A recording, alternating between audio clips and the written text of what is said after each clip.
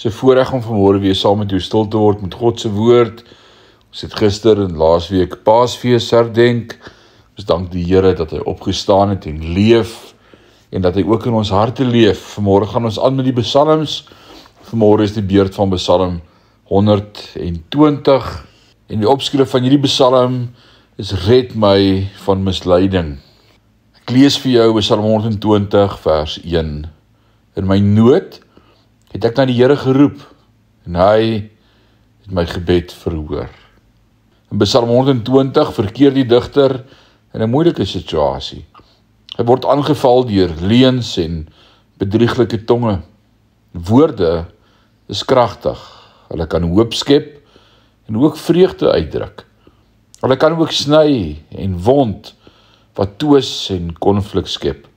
Dit gebeur in hierdie toneel. Terwyl die psalmdigter vrede begeer, lieg sy vyande om oorlog uit te lok. Leuns en misleiding is moeilik om te bekamp. Dit is maklik om hulpeloos te voel wanneer ons teenstand ondervind.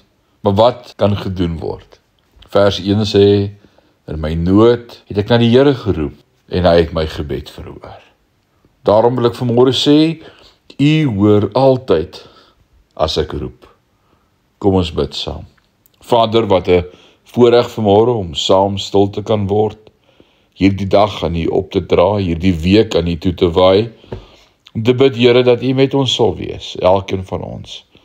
Dankie dat die woord ons net weer kom leer vanmôre, dat maak nie saak in watter omstandighede ons onsself bevind nie. Ons kan altyd met U praat. U hoor en U antwoord.